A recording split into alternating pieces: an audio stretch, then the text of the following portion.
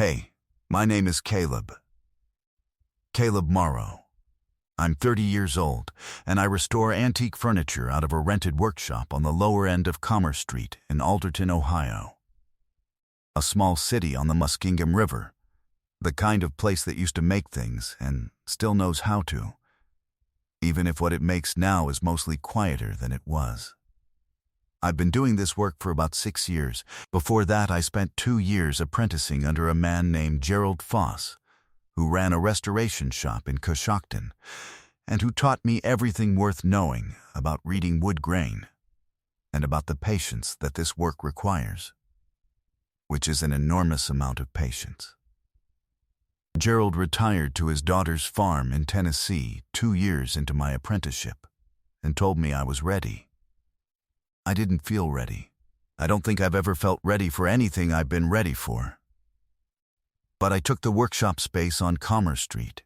I bought the equipment, and I put up a handwritten card in the window. That was 6 years ago. I'm still here. What I do, in plain language, is take furniture that people have given up on and bring it back to what it was. Old chairs with broken joints and stripped screw holes, sideboards that have been painted over 6 times since the 1920s, the original walnut buried under so many coats of latex that nobody remembers it's there. Dining tables with veneer lifting off in sheets, surfaces scarred from decades of things being set down hard without care. I take what's been damaged, or covered, or neglected to the point where most people would say there's nothing left worth saving, and I find the original piece underneath all of it. The first thing Gerald taught me was that what looks ruined usually isn't. The original wood is still there. The original grain, the original character, the way the maker intended it to look. That doesn't disappear just because someone painted over it or let it sit in a damp garage for 30 years. The layers don't become the piece. They're just what time and carelessness put on top of it. Your job is to be patient enough to take the layers off without damaging what's underneath. I tell people this and they usually nod like it's interesting and then ask how long it takes. The answer is always longer than they expect, which is why not everyone wants the work done. My days run like this. I'm up at 6:15. I walk to the workshop. It's about 12 minutes from the house I rent on Birch Street, and I walk it unless the weather is genuinely bad, because the walk is the part of the morning where I think. I get to the workshop, run through what's on my bench, assess where each piece is in the process, plan the day. I work until around 6 in the evening, sometimes later if something is going well and I don't want to stop. I walk home. I make something simple for dinner. I read for a while. The house is quiet in the way of a house that has always had just one person in it, which is not an unpleasant quiet, just a particular kind. It's the quiet that has no expectation of being anything else. I'm not lonely in some way I would describe as suffering. I am comfortable with my own company, and I like my work, and I have a few people in Alderton I'd call friends, including a couple at the end of my block who have me for dinner once a month, and a man named Ray who owns the hardware supply 3 doors from my workshop, and who is the person I call when I have a problem I can't solve alone. That's a reasonable life. I don't complain about it. What I'll say is this. I had been in one serious relationship, which ended 4 years before all of this started. Her name was Dana. We were together for almost 3 years, and what happened at the end of it was not dramatic. No large fight, no betrayal. Just a slow recognition on both our parts that I had oriented my life so completely around the work that there was not really room inside it for another person. She was right about that. I was responsible for it. She left, and I finished a Queen Anne highboy I'd been working on, and I told myself I had made a choice about the kind of life I wanted to live, and that was that. I was not entirely sure, 4 years on, that the choice I'd made was the right one. But I'd gotten very good at not thinking about it. The bus stop on the corner of Commerce and Whitmore is on my walking route to the workshop. It's where the 14 line picks up, which is the line that goes through the University District and loops back through downtown, and at around 7:30 in the morning, it usually has 4 or 5 people waiting. I passed it every day without particular attention to it, or the people standing there. That was before the Tuesday in June, when I noticed the woman standing at the far end of the shelter, looking wrong. I should tell you what I mean by wrong, because it wasn't dramatic. She was standing. She had a canvas bag over one shoulder, and she was in a gray jacket and plain trousers, and she looked like someone getting ready to go to work. But there was something in the specific way she was standing, not quite still. A very small shifting of weight from foot to foot. The kind of movement you make when something is off and your body is trying to compensate without announcing it. Her color was wrong. Even from across the street I could see she was pale in a particular way. The kind of pale that means the body is working very hard on something it isn't telling you about yet. I slowed. I was watching her. She reached out and put one hand on the shelter post, just lightly, like she was resting it there. Then her knees went. She didn't fall hard. There was a man next to her who turned at the right moment and got a hand to her back, and she went down slowly rather than all at once. By the time I got across the street, she was on the sidewalk, her back against the shelter post, and the man who had caught her was crouched beside her looking alarmed and uncertain. I said I had it. I don't know why I said that with such certainty. I had no particular credentials. But I said it, and the man, with visible relief, stood back. I crouched beside her. Her eyes were closed. Her breathing was even. There was no visible injury. I said her name. I didn't know it. So I just said hey, in the particular way you say it when you need someone to come back to you. After a few seconds, she made a small sound. Her hand, resting on the ground, moved, and her fingers closed around mine the way fingers do when someone is coming up from somewhere and reaching for whatever is nearest. I let her hold on. After a moment, her eyes opened. They were brown and slightly unfocused, the particular look of someone who has just misplaced several seconds. And she looked at me and then at the shelter above her and then at me again, and the thing I remember is how quickly the embarrassment arrived. Before she was even entirely back, she was already apologizing. I said, "Don't. Just stay down for a minute." She tried to sit up straighter, and I said it again. "Just stay still." She was quiet for a moment. Then she said, "I haven't eaten since yesterday afternoon." She said it as a fact, not an appeal, the way you admit something mechanical that caused an outcome, not looking for sympathy, just explaining the error. I said I'd be right back, and I went across the street to the cafe there, which was already open, and I brought back a bottle of water and a banana and a granola bar because I didn't know what she needed, but I figured all 3 was better than 1. She accepted them without ceremony. She ate the banana first, slowly, and drank about half the water. I crouched beside her on the sidewalk and waited. After a few minutes, she said, "This has happened once before. Low blood pressure. I know not to skip meals, and I skipped meals anyway." I said, "When did you last sleep?" She looked at me sideways. She said, "That's a complicated question." I said, "I'll take that as recently and not enough." She almost smiled. Not quite, but almost. She released my hand. I think she only then realized she'd been holding it, because she looked at her own hand when she let go, the way you look at something you'd been doing without knowing you were doing it. She said she was sorry. I said she had nothing to be sorry for. She looked at me properly for the first time. Dark eyes, direct. Her hair was loose around her face from going down. and there was a flush across her cheeks now that the color was coming back. She looked about 27. She looked like someone who had been managing a lot on not enough for a while, and had been doing it successfully until about 10 minutes ago. I asked if she wanted me to call someone. She said no. I asked if she had somewhere to be. I meant a doctor or a hospital, but she understood me as meaning her destination, and she said yes. She was supposed to be at work. I said, "You were just on the ground." She said, "I'm fine now." I said, "You can say that, but you're still sitting on a sidewalk." She looked at me for a moment. Then she made a sound that was not quite a laugh but was in that direction, and I thought, there she is. I didn't know what I meant by that, but I thought it. She said her name was Wren.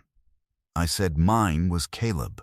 She said she'd been in Alderton for 4 months, and her car was at a repair shop on the other side of town, and she was not actually fine, but she was functional, which she seemed to think was the relevant measurement. I called the workshop. I had a delivery due that morning that I needed to push back, and I sat with her on that sidewalk for another 20 minutes until the next bus came. I watched her get on. I watched the bus go. Then I went to work. The next morning I took the same route at the same time, and she was at the bus stop. Her hair was back. She was standing properly. She had coffee this time, which I regarded as a good sign. She saw me coming, and she had the look of someone who had considered whether this would be awkward and had decided it would be and had shown up anyway. I respected that. I stopped. She said good morning. I said good morning and asked how she was feeling. She said fine, and this time I believed her. She said, "You pushed back a delivery because of me." I said, "How do you know that?" She said, "I heard you on the phone." A pause. "I'm sorry about that."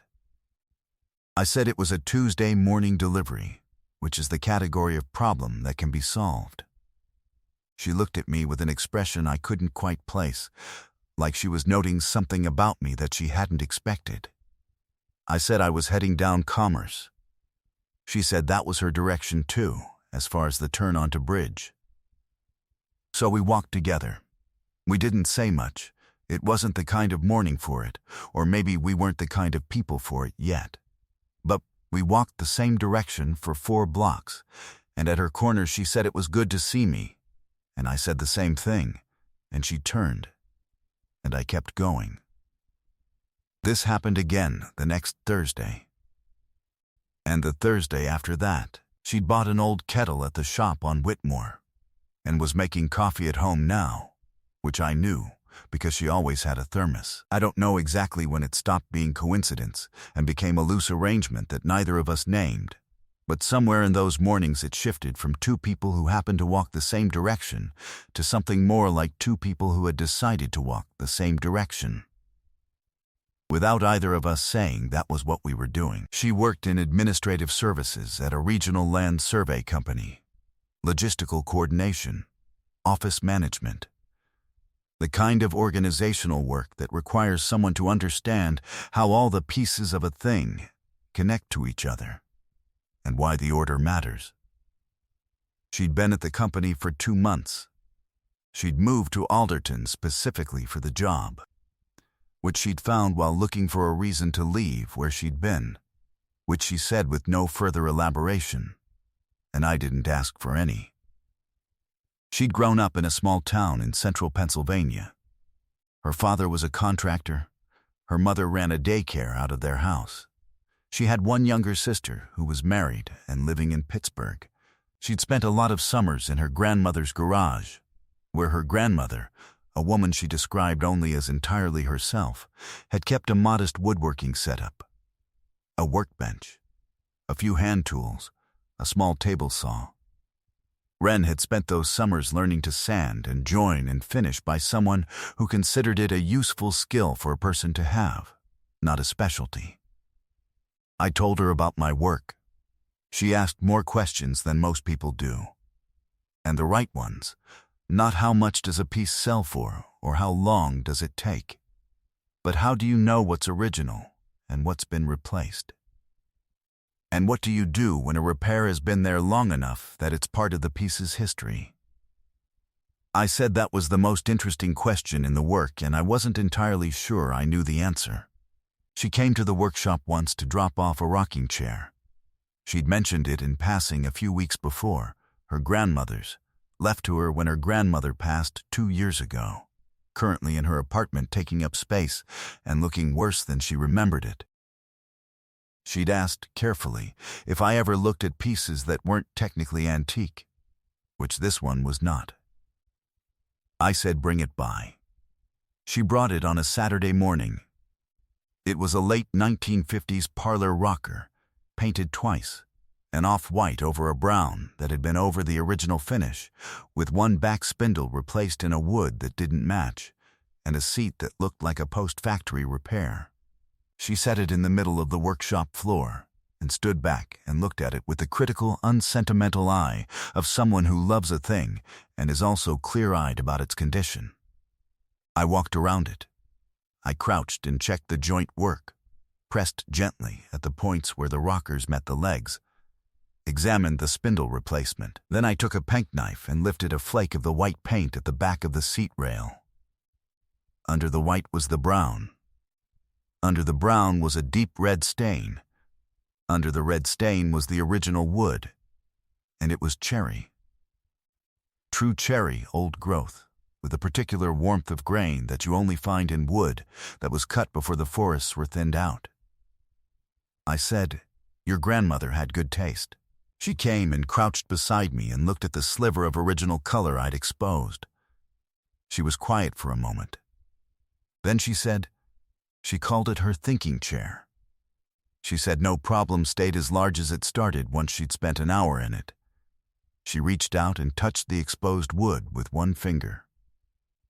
Just briefly, her expression when she did it was the kind of expression that belongs entirely to a private moment, and I made a point of not looking directly at it. Then she stood up and asked what it would take to get it back. I said a few weeks and some patience.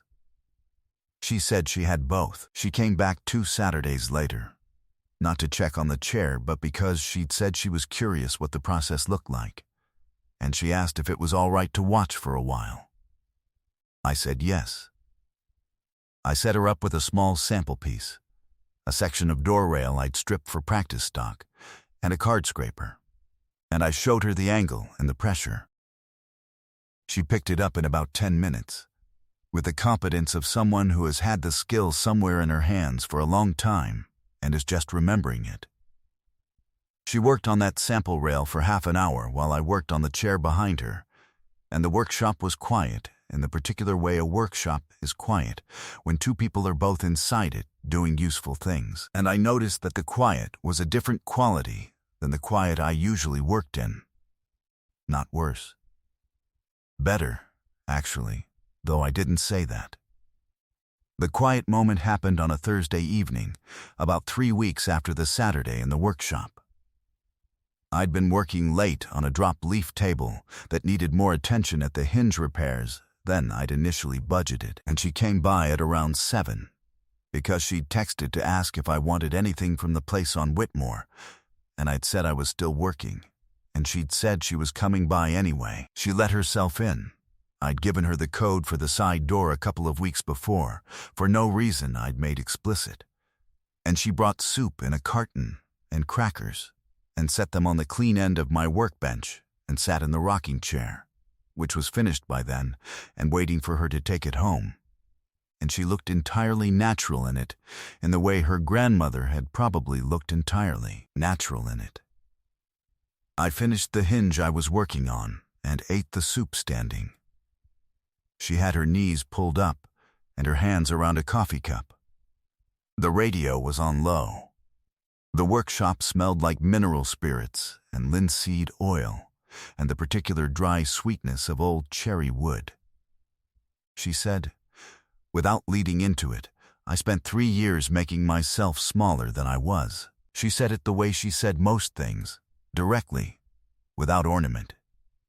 Like something she'd been carrying and had decided was worth setting down in the open where it could be looked at plainly. She said, not in a dramatic way. It wasn't that kind of thing.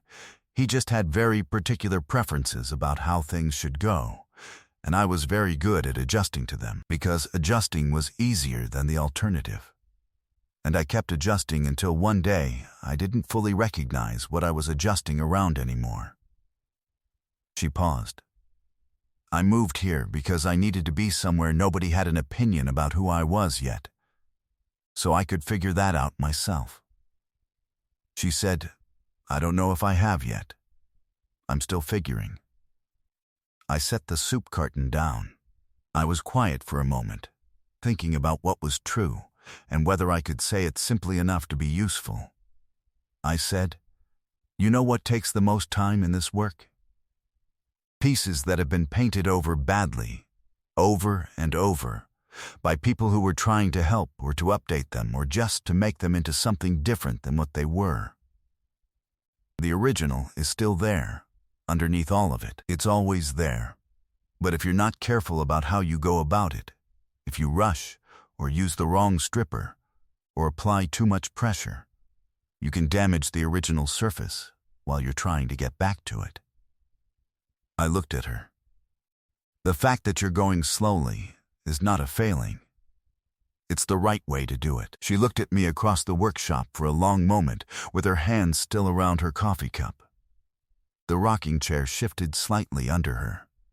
She said, how do you know when you've gotten back to it? I said, you run your hand over it. And it feels like it was always supposed to feel. She held my gaze for a moment, then looked down at her coffee. The rocking chair moved again in the quiet. I went back to the drop leaf table, but the evening had changed slightly, the way it changes when two people have said something real and both of them know it. Before she left, she ran her hand along the finished arm of her grandmother's rocking chair, long and slow, like she was reading something in it, and said it was the most beautiful thing she'd owned in a long time. I said, it was always that. It just needed someone to look past the paint. She gave me a look that I took home with me and thought about for several days after. Garrett showed up on a Friday afternoon, the second week of August. I didn't know who he was when I saw him.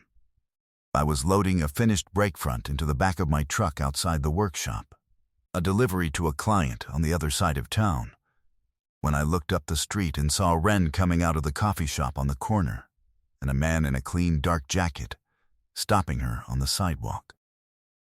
He was about my age, maybe a year or two older, good-looking in the generic way of someone who has always been told so. His posture had that particular arrangement of ease and entitlement that comes from a life that has consistently confirmed that things will go his way. I watched his body language. I watched hers. She had gone still in the specific way she went still when something was costing her something. Not afraid, but braced. Her arms were not crossed. She'd passed through crossed arms and come out the other side. The body language of someone who has already decided how this is going to go and is just waiting for it to be finished. I finished securing the brake front and walked up the block. I wasn't hurrying. I wasn't certain what I was walking into, but I'd learned to trust what things looked like, and this looked like something she hadn't asked for. He heard me coming and turned. He took me in with the quick assessment of a man who is accustomed to measuring situations. He said, pleasantly, "Hey, we're just talking." I looked at Ren. I said, "You all right?" She looked at me with an expression that had relief in it and gratitude in it, and also a quiet determination that had nothing to do with me. She said yes. The man, Garrett, I learned later, turned back to her. He said, still pleasantly, "I just drove 4 hours because you stopped returning my calls. I think 4 hours warrants 5 minutes," she said. You drove 4 hours without asking if I wanted you to. That's not my responsibility, he said, in the tone of someone who is very certain they are being reasonable. You fainted in the street. Ren, you're living alone in a town you don't know, taking the bus to work, and you won't even tell me if you're okay. He said, I know you. When things get hard, you run. That's what this is. You move to a city where nobody knows you, so nobody can tell you you're not handling this. Something in the quality of the silence shifted. I said, quietly, nothing raised, she's not running. She knows exactly where she is. He looked at me. He said he didn't know what my involvement in this was. I said I was a friend. Then I stepped to where I was beside her and slightly forward. Not between them, but present. And I waited. Ren looked at him. She didn't look at me. She said, I know who I was when I was with you. I spent a long time being that person, and she was smaller than she should have been, and that was partly my fault for allowing it, and partly yours for requiring it. She said it plainly and without anger, the way she said the most important things. I'm not angry at you for it, but I am done with it, and 4 hours or 400 hours doesn't change that. She said, I'm asking you to please go home. Garrett held his expression level in the way of someone who has not been spoken to this clearly in some time and is absorbing it. Then he looked at me once, briefly, taking in what he needed to understand about the situation, and he left. We stood on the sidewalk for a moment in the August heat. She let out a breath. Not a dramatic one, just long and slow, the kind that releases something that has been in storage for a while. I said, You want to come back to the workshop for a bit? She said, yes. We sat in the workshop with the side door open and the afternoon light coming in at a low angle across the workbenches. I made coffee on the small setup I keep on the shelf near the window. The Breakfront delivery was still sitting in my truck. I'd called to reschedule. She held her cup. She wasn't upset in any visible way. She seemed, if anything, lighter than I'd seen her. Like something had been set down somewhere it would stay. After a while I said, I want to show you something about the chair. I brought her over to the workbench where I kept my notes on her grandmother's rocker. I documented the repairs as I went, the way I always do. I showed her the notes on the seat. I said, the rockers are original. The back spindles are original. The seat was replaced, probably in the 70s, best I can tell, and whoever replaced it used pine. The original would have been cherry to match the rest of the piece. She looked at the notes. I said, pine held. It worked. The chair's been sat in for 50 years on that seat and it didn't fail. But it's not what was there first. She waited. I said, I found a source for the right cherry. Old stock, same period, close to the same grain pattern. I can replace the seat properly, if you want. I paused. Or I can leave the pine, because the pine seat is part of this chair's history too. Someone tried to fix something with what they had, and it worked, and the chair kept going. That's not nothing. She was quiet for a long moment. Then she said, I woke up on that sidewalk and I was holding your hand. She looked at me. And I said, don't let go. She said, I've been thinking about that for 2 months. Because I didn't mean just then. I said, I know. She said, how did you know? I said, because I've been finding reasons to walk down Commerce Street at 7:25 every morning for 6 weeks. And I have a workshop that starts at $7. She looked at me for a long moment. In the late light of the workshop, with the smell of linseed oil in the air and the old cherry rocker visible in the corner where I'd set it, she looked like something I had been very careful not to think about, and had been thinking about anyway. She said, I'll hold your hand on purpose this time. She reached across and took it. Her hand was warm and certain, the hand of someone who has decided, and she held it the way she'd held it on the sidewalk, like it was the nearest solid thing in a moment that had gone unsteady, except that this time she knew what she was doing, and so did I. I didn't say anything. I held her hand back. The afternoon light came through the open door and lay across the workbench in long, warm stripes, and the radio played something low, and neither of us moved for a while, which was fine. We had time. Neither of us was in a hurry to be anywhere else. 8 months later, the rocking chair sits in the corner of Wren's apartment on the east side of Alderton, near the window that looks out onto the small garden the building manager maintains without much enthusiasm, which Wren has been quietly supplementing with a few planters she bought at the hardware store. The chair has its original cherry seat. I sourced the wood in September and spent a weekend on it. She didn't ask me to. I wanted to. She got a different job in November, a position at a small regional design firm downtown, doing the kind of organizational work that requires the understanding of how everything connects to everything else, which is the thing she is best at.